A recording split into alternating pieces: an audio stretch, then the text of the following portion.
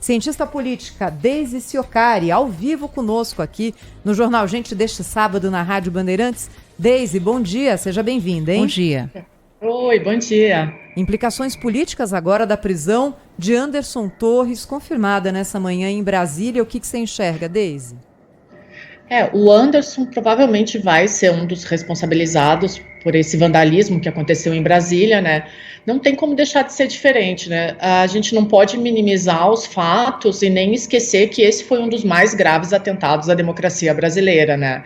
E o Anderson Torres, como o secretário de Segurança do Estado, do Distrito Federal, já tinha, sim, alguns indícios. Essa era uma tragédia anunciada, né? Há muito tempo se falava disso, dessa possibilidade. Houve, inclusive, ameaças muito explícitas em relação a uma tentativa de golpe. Então, provavelmente, o Anderson agora ele deve se complicar um pouco, sim, por ter sido um dos principais personagens nesse cenário, né? E repito, assim, dada a gravidade do que aconteceu, eu acredito que o Anderson deva ser responsabilizado, sim, porque os indícios eles estavam aí. Mas você acredita, Deise, que só ele pode ser responsabilizado? De que maneira que isso respinga no governador afastado, por exemplo, do Distrito Federal, o Ibanez Rocha, em relação à suposta omissão, né? Ele, em depoimento ontem, também empurrou um pouco a culpa para o ex-secretário de Segurança Pública do DF, né? O Ibanez... Eu concordo com o afastamento dele. Eu acho que é necessário para que as investigações elas transcorram com a maior normalidade. A gente tem que lembrar, e isso é um ponto muito importante, assim, o Ibanez, em momento algum, até agora, ele se refutou a responder. E ele não tem feito aquele papel que a gente está acostumado no bolsonarismo, que é um papel acusatório, né? Ele não tem diminuído a função da justiça, as investigações, não tem tentado minimizar o poder dos juízes e das pessoas que estão envolvidas na investigação. Ele entende que é necessária uma investigação. Agora, se ele vai ser também culpado por isso, aí só o decorrer das investigações. A gente entende que tem alguns elementos no meio disso que ainda não vieram a público, né, que são, por enquanto, específicos da justiça, e a gente ainda não tem conhecimento, mas nesses momentos, assim, normalmente o que acontece é pegar um personagem para ser o culpado maior. Eu acredito que nessa história toda deva ser o Anderson Torres, não tirando a responsabilidade do Ibanez, mas o Ibanez até agora tem adotado uma postura muito democrática desde o primeiro momento, então eu acredito que isso possa até facilitar as coisas para o lado dele, né? Não é aquela reação agressiva que a gente tem visto na política brasileira, que tem sido tão comum, né? Então eu acredito que a coisa possa pesar um pouco mais pro Anderson Torres. Deise, você esteve conosco aqui na Rádio Bandeirantes no domingo, o dia do ato da invasão, da depredação, do vandalismo dos prédios públicos, naquele momento em que a gente não tinha muita clareza de onde ia acabar tudo isso. Houve um momento em que a situação estava claramente fora de controle. Bem, passada uma semana, nós já aqui acompanhando dia a dia os fatos, as prisões. Qual é a sua análise sobre a reação, primeiro das instituições brasileiras e depois do mundo político, ao que aconteceu em Brasília no último domingo, Deise? Olha, eu vi as reações das instituições muito duras. O que eu vejo, assim, e aí entra até uma parte um pouco acadêmica, sabe?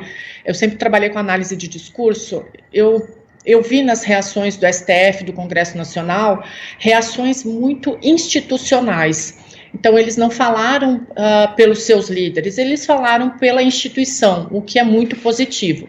A reação do presidente Lula, num primeiro momento, eu entendi ela como uma reação muito pessoal. Depois, no segundo momento, ele veio e falou pela nação brasileira, mas no primeiro momento ainda parecia muito uma divisão do nós contra eles, o que nesse momento é extremamente desnecessário, porque a gente tem que lembrar que existe uma parte dos eleitores brasileiros que compareceram às urnas, que são eleitores que têm uma negação da realidade. E, de outro lado, existe uma parcela da população brasileira, que também compareceu às urnas, que não tem capacidade para explicar o que aconteceu nesses últimos meses e principalmente nessa última semana. Então, é necessário que as instituições ajam como agiu o STF, como agiu o Congresso, falando por todos, né? Então, eu penso que, num primeiro momento, a presidência da República, o Palácio do Planalto, errou em continuar reiterando essa divisão do nós contra eles. depois. Mas passada uma semana, quase uma semana do que aconteceu, as reações ainda são duras, isso continua na pauta, continua sendo questionado, as investigações seguem avançando, a gente deve ter desdobramentos agora em relação ao Anderson Torres e ao próprio Ibanez. O Abraham Lincoln falava muito sobre a necessidade que os americanos tinham de não esquecer todas as dificuldades que eles passaram durante as guerras, porque à medida que a memória ela vai diminuindo e a gente vai esquecendo o quanto foram duros certos momentos, a gente volta a repetir atos de barbárie. Então, até o momento, o que eu tenho visto são reações das instituições duras na medida da agressividade que foi o momento de Brasília no domingo passado. Então, eu acredito que, por enquanto, as reações elas sejam dentro do esperado, com aquela política que a gente esperava de tolerância zero, de procurar os culpados, sem aquela politização exagerada, exacerbada que a gente tinha tanto receio, né? Eu vejo as coisas transcorrendo dentro de uma possível normalidade, se é que a gente pode falar em normalidade nesse momento, né? Pois é. A gente está conversando aqui na Rádio Bandeirantes com a cientista política Daisy Tchurcari, e já que você já falou sobre essa questão de uma semana, né, que a gente está aí para completar desses eventos, eu queria que você fizesse um balanço para a gente sobre a força do presidente Lula, né, porque houve sim essa crítica de que os primeiros discursos ainda eram muito revanchistas, né, de que não tinha um discurso de união, mas há também uma análise agora, Daisy, de que depois desses ataques, que obviamente não era uma coisa que ninguém queria, nem o governo atual, Lula sai fortalecido, porque até os governadores que são contrários a ele, que eram apoiados por Jair Bolsonaro, tiveram que se unir ao presidente em nome do fortalecimento da nossa democracia. É essa análise que você faz também da imagem de Lula? Para você, ele também sai fortalecido desse episódio? Está cedo ainda para a gente fazer essa avaliação? Não está cedo não, ele sai fortalecido sim. A gente tem que lembrar que logo que ele assumiu, e até no período de transição, a gente falava muito sobre a divisão do Congresso Nacional, um Congresso que tem características muito fortes conservadoras e bolsonaristas, inclusive, né? E a gente sabe que alguns dos governadores eleitos eram contrários ao presidente Lula, mas essa tragédia que aconteceu, esse vandalismo que aconteceu em Brasília, com certeza o primeiro efeito imediato foi o fortalecimento do presidente Lula. Toda aquela divisão entre governadores e Congresso em relação ao presidente, ela foi deixada de lado. Num primeiro momento, eu acredito que nesses próximos meses, o sentimento agora ele vai ser de união, sim, e a gente tem que lembrar que aquela imagem do presidente Lula descendo a rampa com todos os governadores do país, aquela imagem ela é muito forte. Ela acontece logo depois da eleição mais polarizada, mais dividida da história recente da nossa democracia, desde o período de redemocratização. Então é uma imagem muito forte, talvez da primeira vez da nossa história, onde todos estão unidos de acordo por um bem maior, que é a manutenção do Estado Democrático de Direito. Então, sim, nesse primeiro momento, quem sai fortalecido é o presidente Lula.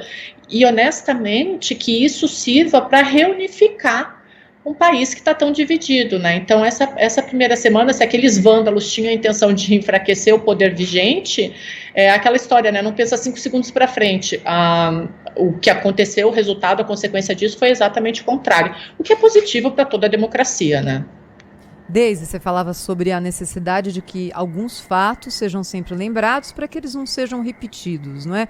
E aí tem o outro lado, que alguns fatos às vezes são paralisantes pelo impacto, pela magnitude, e aí tudo para em função daquilo que aconteceu. Você vê algum risco de que a agenda política, a agenda econômica do país, a partir de agora, sofram uma paralisação e passem a girar só em torno daquilo que aconteceu em Brasília?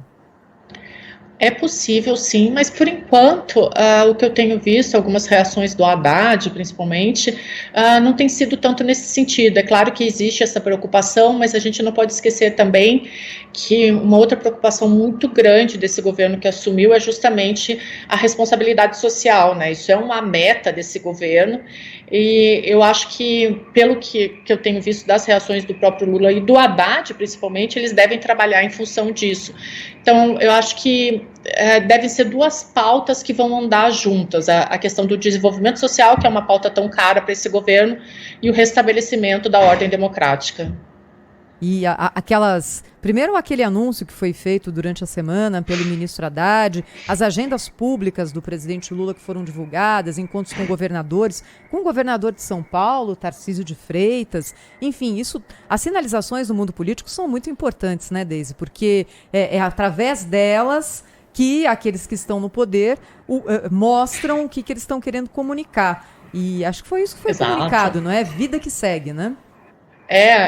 Vida que segue, e todos os governadores que assumiram agora, a grande maioria não foi reeleita, né? Então a gente tem que lembrar que eles têm a necessidade de colocar adiante as promessas de campanha e também fazer o Estado funcionar, né? A gente viu essa semana uma imagem impactante do Tarcísio, que é um bolsonarista, com o Lula, e o Tarcísio tem, em primeiro lugar, o maior PIB do país nas suas mãos. Ele vai ter que manobrar agora entre uma base radical bolsonarista que o elegeu, uma base mais moderada, e o próprio governo federal, que um precisa do outro para sobreviver, principalmente no primeiro ano depois do início de uma guerra mundial, de uma pandemia.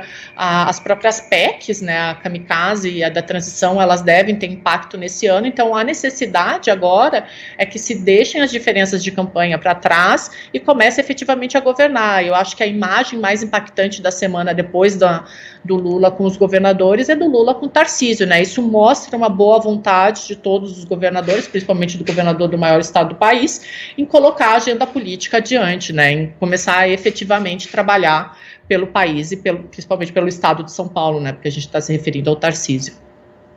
Agora, uma outra questão aí sobre o afastamento de pessoas que podem ter sido omissas, que podem ser investigadas ou que de alguma maneira subestimaram a força dos manifestantes golpistas, né, que atacaram os 3 poderes em Brasília, Deise, tem sido colocada nas costas também do secretário de defesa do país, né, que não foi afastado por Lula, né, José Múcio Monteiro, nas palavras do presidente, é uma pessoa de confiança e vai continuar no cargo porque, enfim, pode até ter cometido um erro. Se Lula saiu em defesa dele é porque possivelmente até cometeu, mas na sua avaliação, é um erro mantê-lo no governo?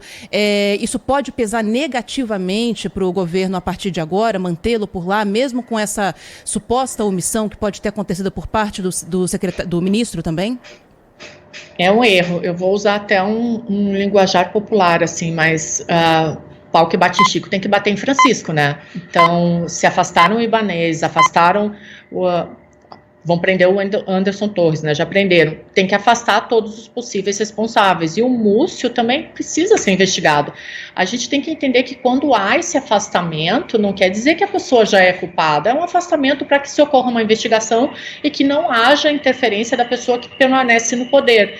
Então, da mesma forma que os outros foram afastados para que a investigação ocorra na mais possível tranquilidade, o Múcio também deveria. Aí entra um pouco daquilo que a gente tanto teme, que é a politização da investigação, né? Então foi uma defesa do presidente Lula a alguém que ele confia e acredita, e essa mesma defesa ela não aconteceu com outros envolvidos. Então aí entra o fator do personalismo na política, do mandonismo, né? E da própria politização, né? Que acaba sendo prejudicial.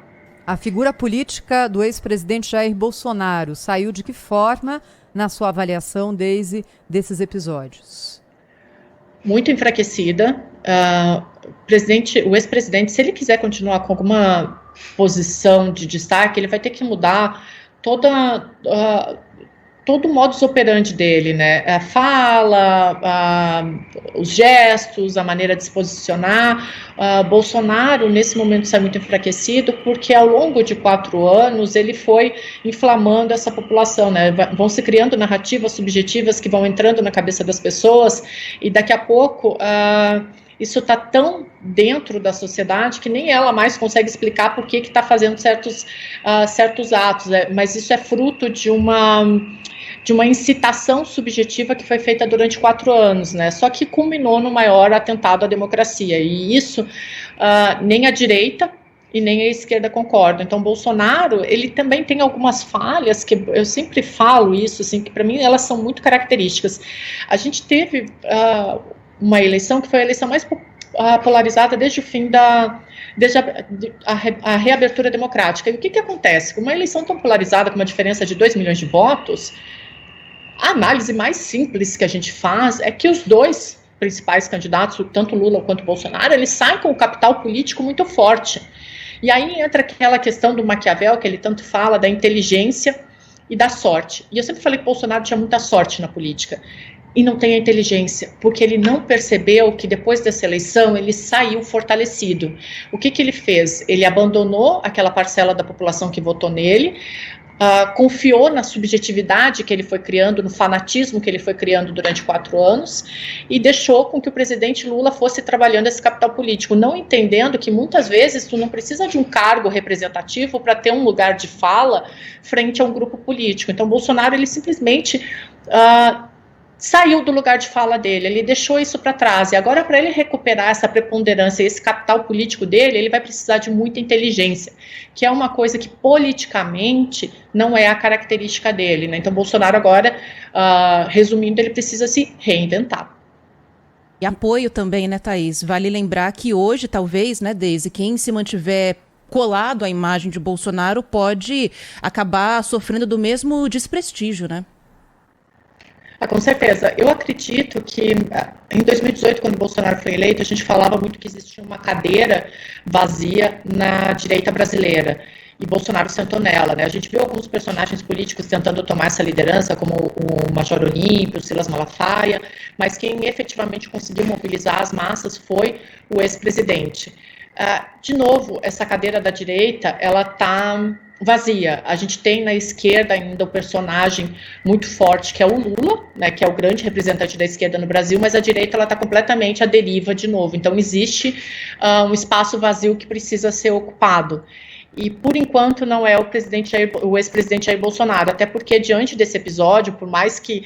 E vocês podem ver que ele já tem se manifestado dizendo existiam infiltrados no vandalismo. É aquela mesma narrativa de pequenas verdades e não uma grande verdade universal, né? Ele segue com essa coisa de criar pequenos fatos e pequenas perspectivas para corroborar o ponto de vista dele, e toda outra verdade universal ela é completamente deixada de lado. Então, o que eu acredito hoje é que ele está completamente sem apoio, é um personagem político isolado, perdeu o capital político dele, perdeu o lugar de fala, e existe novamente uma cadeira vazia na direita brasileira. A cientista política Deise Ciocari falou conosco aqui mais uma vez na Rádio Bandeirantes. Deise, muito obrigada, hein? Até a próxima. Bom fim de semana para você. Até a próxima. Bom dia. Bom dia.